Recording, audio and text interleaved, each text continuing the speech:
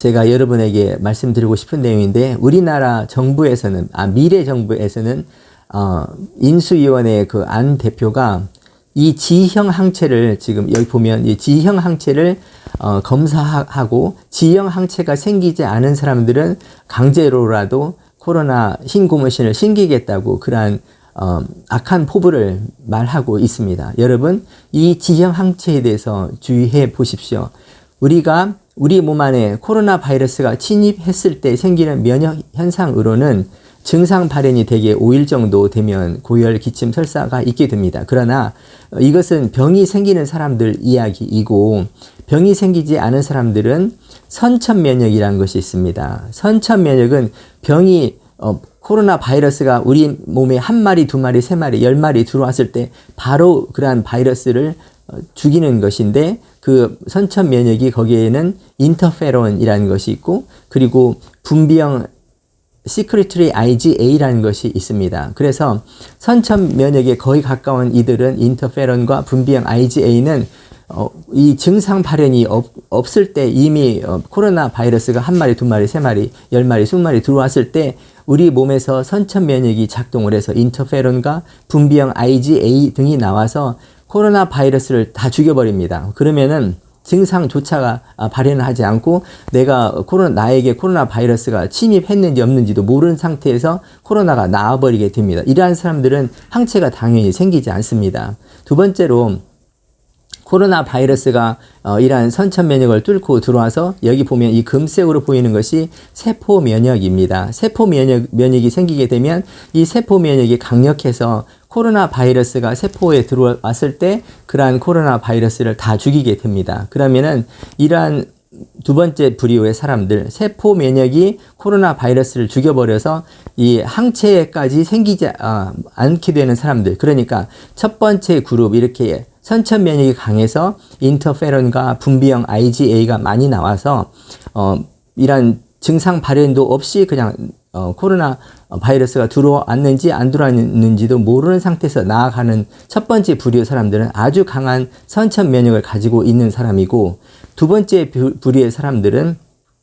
이렇게 세포 면역이 강해서 선천 면역을 뚫고 바이러스가 우리 세포에 들어왔을 때 강력한 세포 면역으로 코로나 바이러스를 죽여버리게 됩니다. 그러면 이렇게 첫 번째 부류 사람과 세포 면역이 강한 두 번째 부류 사람들은 전혀 항체가 생기지 않은 상태에서 증상 발현이 고열, 기침, 설사가 아니라 가볍게 감기 몸살처럼 앓고 지나가게 됩니다. 그러니까 코로나 바이러스가 우리 몸에 들어오더라도 이렇게 강한 선천 면역을 가지고 인터페론과 분비형 IgA가 많이 나오는 사람들, 두 번째 부류로 세포 면역이 강한 사람들은 전혀 항체가 생기지 않은 상태에서 코로나 질환을 해결해버리고 코로나 질환을 없애버리게 됩니다. 그렇지만은 몸이 약해서 이러한 상태를 다 뚫고 바이러스가 우리 이제 세포를 뚫고 혈액 안까지 들어오게 되면 우리 혈액에서는 M형 항체를 먼저 만들고 G형 항체를 만드는데, 이것이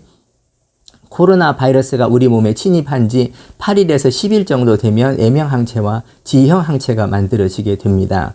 이러한 M형 항체는 곧 사그라들고 G형 항체도 몇 개월 가지 못하고 곧 사그라들게 됩니다. 그래서 우리나라 정부에서 지금 인수위원회에서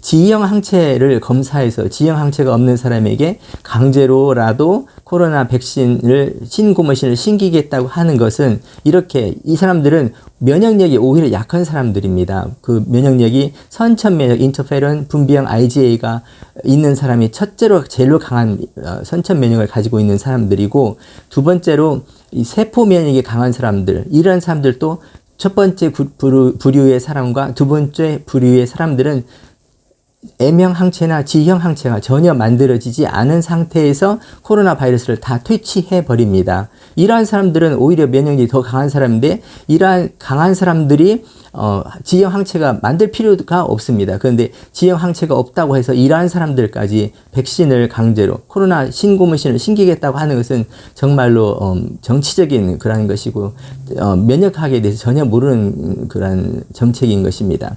선천 면역의 구성원으로는 상피 장벽과 코, 입, 목구멍, 기관지, 피부 상피, 포식세포, 호중구 큰 포식세포, 매크로페이지가 있고 가지세포, 사이토카인 등이 여기서 만들어지고 자연세포 독성세포가 있습니다. 내추럴 킬러 셀이 있고 도움체 사이토카인과 혈장 단백질이 있고 이런 것이 선천 면역입니다.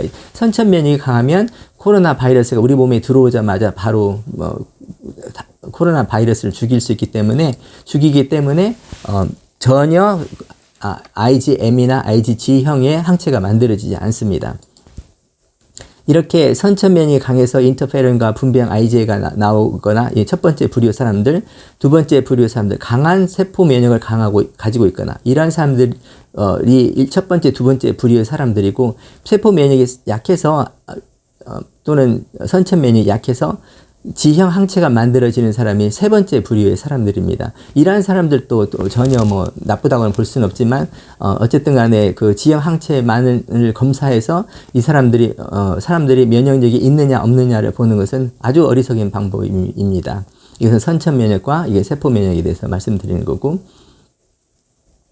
그리고 이제 이것이 IgG, IgM이 만들어지는 그런 상황을 말하는 겁니다. 그런데 그 항체는 장단점이 있습니다. 우리 몸에서 이제 이롭게 작용하는 경우에는 항체가 이제 바이러스를 중화작용해서 바이러스를 녹여버리고 바이러스를 죽이는 경우이지요. 하지만은 항체가 제대로 된 항체가 아니라 완전 항체가 아니라 부적합한 항체가 만들어져 있을 때에는 항체 의존 강화 작용이 있어서 오히려 우리 몸을 더 해롭게 하게 됩니다. 그래서 바이러스가 우리 몸에 더 쉽게 들어오도록 길잡이 역할을 하고 바이러스의 복제와 재생산을 도와주는 것이 항체 의존 강화 작용입니다.